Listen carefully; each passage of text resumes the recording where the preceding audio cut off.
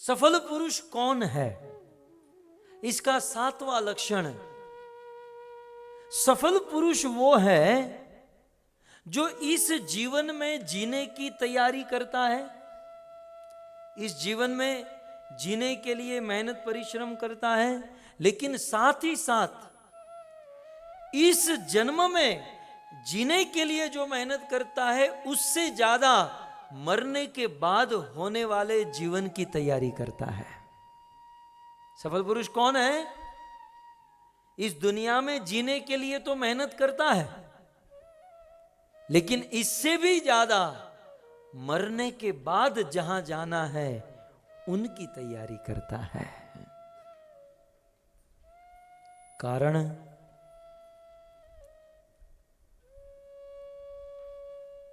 क्योंकि ये जो जीवन मिला है, हम जो जीवन जी रहे हैं, यह जीवन एक स्वप्न के समान है। कई बार हमें स्वप्न आता है कि हम 7वें फ्लोर पर खड़े थे और वहां से गिरे और गिरे गिरे गिरे गिरे और जैसे ही मरने गए आंख खुल गई। हमारा पैसा लेकर कोई भाग गया, रात भर सपने में बहुत दौड़ाया बहुत दौड़ाया बहुत दौड़ाया। तो कभी कभी ऐसा स्वप्न होता है कि हम स्वर्ग में पहुंच गए, हम बहुत धनी बन गए। स्वप्न में आप कितने भी धनी बन जाओ या कितने भी दरिद्र हो जाओ, जैसे ही आंखें खुलती हैं तो सृष्टि कुछ और होती है। स्वप्न में भी एक सृष्टि होती है, आप ऐसा मत समझो। स्वप्न है असत्य, लेकिन जीवन को समझने के लिए स्वप्न एक बहुत बड़ी चीज है। स्वप्न की अपनी सृष्टि होती है, स्वप्न में भी एक नई भाषा होती है। कुछ लोग तो स्वप्न में 3-3 घंटे का फिल्म देख लेते हैं, हाँ, जो जीवन में कभी नहीं देखा, वो कहां से रिलीज हुआ, कौन डायरेक्टर, लेकिन स्वप्न में देख लेते हैं। स्वप्न में ऐसी ऐसी भाषाएं बोलते हैं जो कभी नहीं सुनी न देखी। स्वप्न की अपनी एक सृष्टि होती है, लेकिन जैसे ही स्वप्न समाप्त हुआ तो दूसरी सृष्टि दिखाई देती है। मुझे आपसे इतना कहना है कि स्वप्न की सृष्टि महत्वपूर्ण है या स्वप्न खुलने के बाद जो सृष्टि देखते हैं वह महत्वपूर्ण है? बताइए। स्वप्न के बाद वाली ना है? और स्वप्न में यदि कितना भी दुख मिले या स्वप्न में करोड़ों रुपये पैसे मिल जाए, लेकिन जैसे ही आंखें खुले तो वह न दुख रहता है न धन संपत्ति रहती है। इसका अर्थ तो यही हुआ ना कि स्वप्न में जो कुछ भी हुआ वो बहुत क्षणिक था, टेम्पररी था, बहुत कम समय के लिए था। इसका अर्थ यही हुआ ना कि स्वप्न में किसी को करोड़ों रुपए मिल जाए फिर भी कोई फर्क नहीं पड़ता, और स्वप्न में किसी को कितना भी दुख मिल जाए फिर भी फर्क नहीं पड़ता, क्योंकि स्वप्न असत्य है। वास्तविक सृष्टि तो आंख खुलने के बाद होती है। समझ में आ रहा है ना भक्तों? ठीक उसी प्रकार हम जो रात को स्वप्न देखते हैं वो मात्र 1-2 घंटे का होता है, और ये जो जीवन जी रहे हैं ना, ये जीवन भी एक स्वप्न है, और ये 100 साल का स्वप्न है स्वप्न। रात को सोने के बाद जो होता है वो 2-5 घंटे का स्वप्न, और ये मनुष्य जीवन 100 साल का स्वप्न। वो दोनों स्वप्न में कोई अंतर नहीं है। रात को स्वप्न से उठने के बाद जो सृष्टि देखते हैं वो असली सृष्टि है। ठीक उसी प्रकार 100 साल इस मनुष्य जीवन इस संसार में बिताने के बाद जो जीवन मिलता है वो वास्तविक जीवन है। इसलिए बुद्धिमान मनुष्य वो है जो स्वप्न की सृष्टि पर ज्यादा कंसंट्रेट ना करे। हाँ, थोड़ा बहुत कंसंट्रेट होना चाहिए। रात को सोते समय नरसिंह आरती गाकर सोए ताकि बुरा सपना ना आए, थोड़ा बहुत हम सोचते हैं। ठीक उसी प्रकार हमारे जीते जी जीवन के लिए थोड़ा बहुत मेहनत परिश्रम होना चाहिए, लेकिन ज्यादा से ज्यादा मेहनत हमारे वास्तविक जीवन के लिए होना चाहिए, जो मरने के बाद प्रारंभ होता है। ये जो अभी हम जीवन जी रहे हैं ये मात्र एक स्वप्न है, एक स्वप्न। और ये स्वप्न कितने दिनों के लिए, कितने सालों के लिए, ये भी निश्चित नहीं है। धारणा है 100 साल जिएंगे, लेकिन कौन जीता है? आजकल के ये बर्गर, पिज्जा, पास्ता खाने वाले तो 60-70 में अच्युतम केशवम, थोड़ी ज्यादा जीने वाले। इसलिए बुद्धिमान व्यक्ति वो है जो अपने वास्तविक जीवन की तैयारी करता है, जो मरने के बाद तैयारी शुरू करता है। हमारा क्या है ना, हम तो बस रात दिन मेहनत करते हैं कि, लेकिन किसके लिए? इस जीवन के लिए। अब ये जीवन तो आधा तो निकल गया, जो होना था वो तो हो गया, जिसके साथ शादी होनी थी हो गई, अब क्या करें हैं? जो मिलना था मिल गया, जो पत्नी बच्चे सब, अब इसको कितना सुधारोगे आप? मैं कई बार बहुत बड़े धनी लोगों के घर पर जाता हूं प्रवचन देने के लिए। मेरा पहला स्टेटमेंट यही होता है कि आपने यह जीवन तो सफल बना लिया, बहुत पैसे एकत्रित किए, सुख सुविधा कर ली, लेकिन बुद्धिमानी इसमें है कि इसके बाद वाले जीवन को आप सुधार लीजिए, क्योंकि आपने अपना स्वप्न तो सुधार लिया, लेकिन रियल लाइफ तो अभी बाकी रह गई आपसे। बुद्धिमान व्यक्ति वो है जो असली जीवन के बारे में सोचे। कुछ लोग भाड़े के मकान में रहते हैं, रेंट पर रहते हैं। आप सब तो अपने घर पे रहते होंगे। हमारे भारत में जब कोई रेंट पर मकान लेता है ना, तो 11 महीने का एग्रीमेंट होता है। ज्यादा दे दिया तो वो अपना कर लेगा, वहां तो भाई सब भूमि गोपाल की। गोपाल मेरे पिताजी का नाम, मतलब वो आदमी ऐसा कहता है। खैर, तो 11 महीने का एग्रीमेंट होता है, भाड़े का, रेंट पर मकान है, 11 महीने के बाद खाली करना है। ध्यान से सुनिएगा। तो बुद्धिमान आदमी किसे कहा जाएगा कि 11 महीने खत्म हो उसके पहले कोई अच्छा मकान ढूंढे, ताकि मकान की जो लीज है वो खत्म होने से पहले कहीं हम शिफ्ट हो जाए, मूव हो जाए। इसे कहा जाएगा बुद्धिमान। और मूर्ख किसे कहा जाएगा?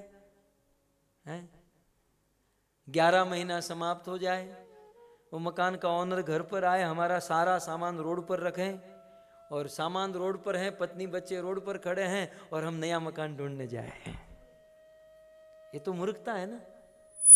बुद्धिमानी किसमें है कि जिस भाड़े के मकान में रेंट पर हम रह रहे हैं, वो लीज खत्म होने से पहले हम एक नया मकान ढूंढ ले। ये बुद्धिमानी। ओके। और महाबुद्धिमानी क्या होगी? ये तो बुद्धिमानी हुई कि मकान ढूंढ लो, लेकिन उससे भी बड़ी महाबुद्धिमानी क्या होगी कि ऐसा मकान ढूंढे जो कभी खाली न करना पड़े। ये हर 11 महीने पर खाली करना पड़े, ये कितनी मगजमारी है। लेकिन महाबुद्धिमानी वो है कि अब ऐसा मकान खोजे कि उस मकान में शिफ्ट होने के बाद उसे खाली न करना पड़े। ठीक उसी प्रकार भक्तों, जिस शरीर में हम लोग रह रहे हैं, जो देह हमको मिला है, ये देह, ये शरीर जो है, ये भाड़े का मकान है। हम जिस शरीर में रहते हैं, ये हमारा शरीर भाड़े का मकान है, और ये मकान 50, 60 या 100 साल के बाद खाली करना पड़ेगा।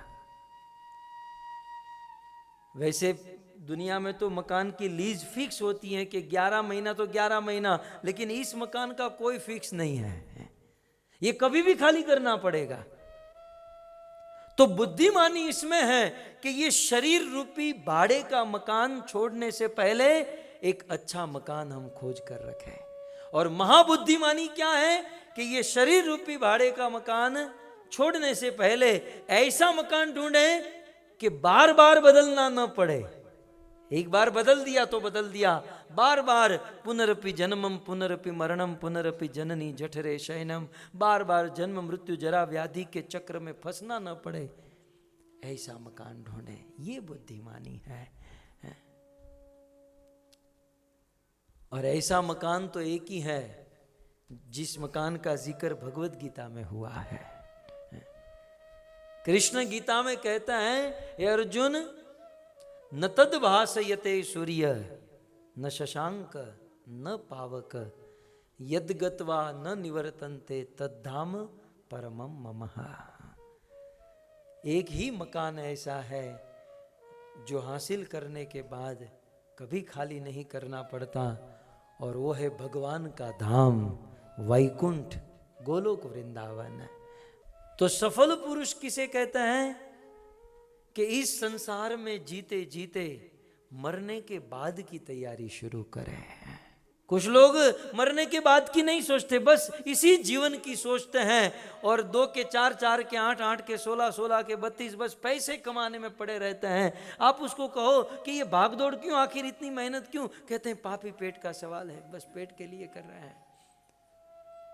कमाते क्यों हो? बोले खाने के लिए। जब वो खाने बैठते हैं ना, वो 2-2, 3-3 किलो चावल ये वो लेकर पूरा, हम कहते खाते क्यों हो? कमाने के लिए। खाते हैं कमाने के लिए, कमाते हैं खाने के लिए, खाते हैं कमाना खाना कम, बस यही जीवन है। इसी में आदमी मर जाता है और पैसे एकत्रित करता है। बस सब लोग फेर में लगे हैं, 2 के 4, 4 के 8, 8 के 16, हम पैसे बहुत एकत्रित करेंगे, बहुत जमा करेंगे। पूरा संसार इसी में भाग दौड़ कर रहा है।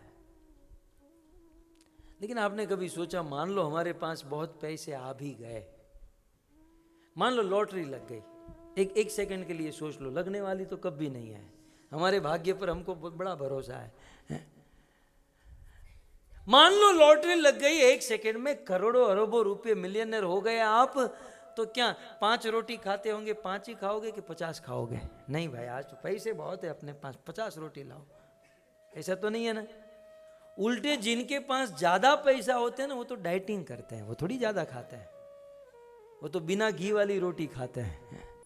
बहुत पैसे आ गए तो खाना तो उतना ही है ना। और जिसके पास बहुत पैसे होते हैं तो बहुत कपड़े पहनते हैं। भाई मेरे पास बहुत पैसे हैं, 4-5 कुर्ता डालकर घूमूंगा। एक कुर्ता है तो एक ही पहनेगा ना। बहुत पैसे वाले खाना भी उतना खाते हैं, कपड़े भी उतना पहनते हैं। और जिसके पास बहुत पैसे होते हैं, क्या जेब में लेकर घूमते हैं? जिसके पास बहुत पैसे होते हैं जेब में लेकर, वो तो बैंक में पड़े रहते हैं। और सच कहूं, वो बैंक में ही पड़े रहेंगे और ये उठ जाएगा, वो कुछ काम में नहीं आएगा। और बस रोज सुबह बैलेंस देख लेता है कि भाई बैंक में इतने पड़े हैं, और खुश रहता है। वो वहीं पड़े रहने वाले, कुछ उसका होने वाला नहीं है। जब केवल बैलेंस देकर ही खुश रहना है, तो समझो ये दुनिया की सारी बैंक हमारी है। सारा बैलेंस, क्योंकि खाना तो उतना ही है, पहनना उतना है। लेकिन नहीं, आदमी नहीं सोच पाता है।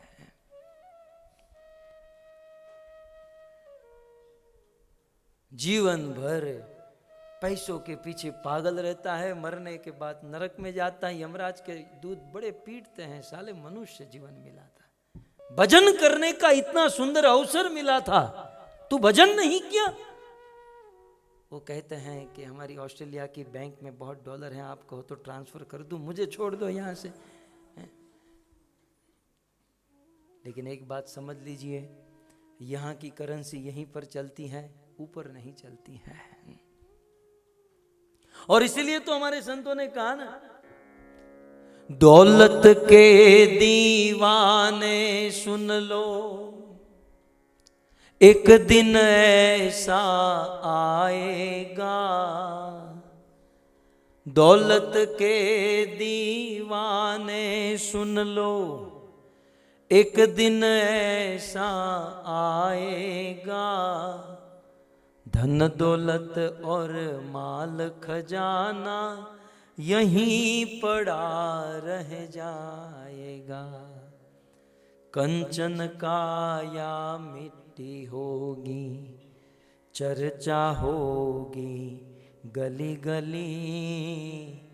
राम नाम के हीरे मोती मैं बिखराऊं गली गली।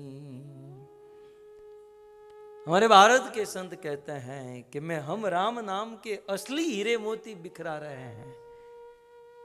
कमाना ही है तो ऐसी संपत्ति कमाओ यार जो यहां भी काम में आए और मरने के बाद भी काम में आए। कमाने की वृत्ति तो अब बन चुकी है। मैं कहूं कमाना मत तो ये तो कोई बात मानने वाला नहीं है। वृत्ति बन ही चुकी है कमाने की। तो सफल पुरुष वो है जो संसार का धन तो कमाए लेकिन परलोक का धन भी कमाए। मरने के बाद जब परलोक में जाए तो उसके पास धन हो ताकि भगवान के सामने आंख उठाकर बात कर सके। ये है सफल पुरुष। मात्र इसी जीवन की तैयारी करके बैठने वाला, मात्र इसी जन्म की तैयारी करके जीने वाला कोई सफल पुरुष नहीं है। सफल पुरुष वो है जो इस जन्म की और आने वाले जन्म की तैयारी कर देता है। और उससे भी बड़ा सफल कि ये जन्म जन्म के चक्र से मुक्त हो जाए, ऐसा मार्ग प्रशस्त कर देता है। यह है सफल पुरुष की 7वीं निशानी, 7वां लक्षण। समझ में आ गया? सबसे पहले वीडियो पाने के लिए लाल गोविंदास यूट्यूब चैनल को सब्सक्राइब करें और बेल आइकॉन को प्रेस करना ना भूलें।